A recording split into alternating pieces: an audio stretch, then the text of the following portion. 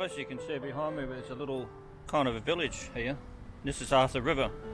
This is part of the original settlement of Arthur River, which is located halfway between Perth and Albany. And we're going to go and have a bit of a look and see what some of the history says about this place and what significance it had back in those days. So this building here was the original post office back in those days, and 1866 is when it was first commissioned. And there was a lady here called, what was her name, Mary Ann Spratt, and she was the first postmistress to look after this post office. And when all the mail came from Perth to Albany, this was the halfway point. And part of it was that they tried to always get the mail to Albany within 72 hours of leaving Perth. But just an interesting little building. Inside, just a little fireplace, and I presume it was probably like a little bit of a house back in those days. But let's go on. We'll have a little bit of a look around at the other buildings and see what history was here. Just here is the lady Mary Ann Spratt. You think this is an old photo back in 1866? What a great bit of story. And here's the original post office. Used to have a telephone box, and yeah, it's really quite interesting.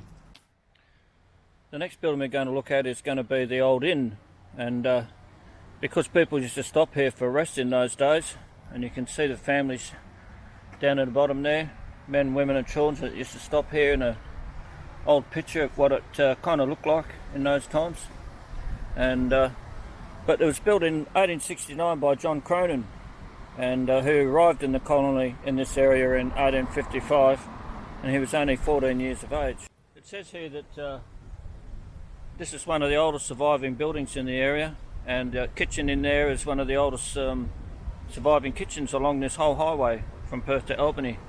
And it's quite nice to stop at these places and have a look. You know, you can drive past and you think, oh yeah, but you know, if you stop and read the story and have a look, it can be really, really interesting. So here's the building, built in the 1800s. Quite possibly, the roof might have been re-shingled, we don't know, but everything else is original. But look at that, eh? Let's just step back here. This is the inn. You imagine travelling all day. You know, you probably did about 50 miles a day back in those days on a good day, and you'd come here to this inn. You could get a hot meal, and probably a few in those days they probably call it ale, and sit down and catch up with people and have a bit of a talk. But let's walk around and have a bit more of a look around. Just another look, and from the other end of the building. You know, you just imagine it, you know, late in the day you'd have all horses around here, horses and carts and women and children and men travelling all day to and fro from Perth, and here they'd stop probably for the night, possibly accommodation nearby or something, or they probably carried tents in those days and camped for the night. But what a great old building. You know, at this locality, you know, the people that lived here in the 1800s, some of these trees are probably, who knows how old they are, but we've got almond trees, I noticed some fruit trees.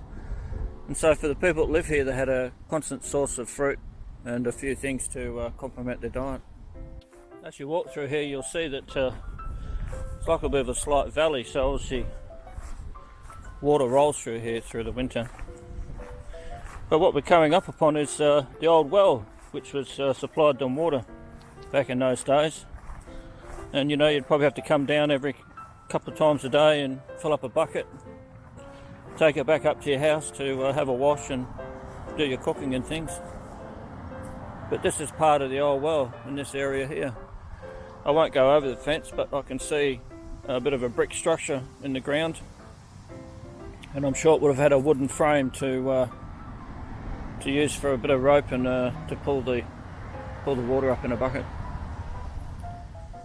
You know, when you're a bit older, I particularly like looking at old photos and the old history of locations. You know, photos are just moments frozen in time to see how people lived and what they wore, and yeah, it's really, really good. It's always worth stopping and having a look at things. Don't drive past stuff.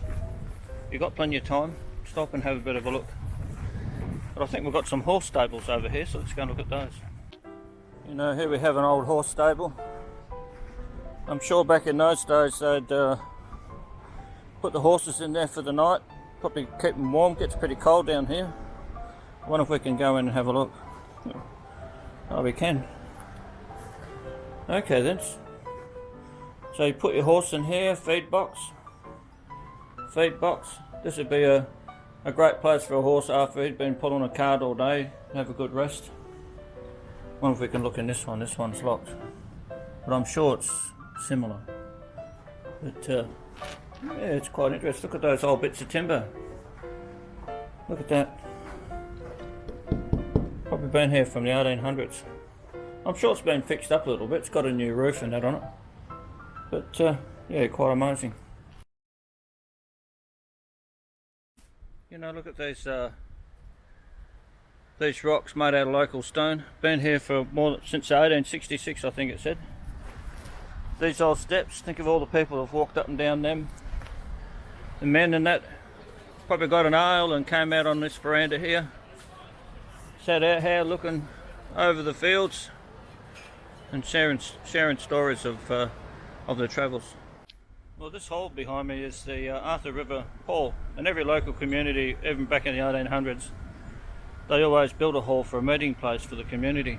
And this one here, it says, was built in about 1890, and for the local children of the area this has a lot of significance because every year they'd have a big Christmas tree in this hall, so all the families would come and enjoy something of Christmas together. They always say that the local hall was the heart and soul of the community. People would come here to meet and have meetings here, social events, Christmases together. It was just a true meeting place. As you can tell, we're on a busy road, but you know, when you look down that way, when you think back in those days, this road was just a track, a horse and cart track. Quite incredible, really. It says here that in the years progressed, they built this bigger hall on the side. Maybe the community grew and more modern times.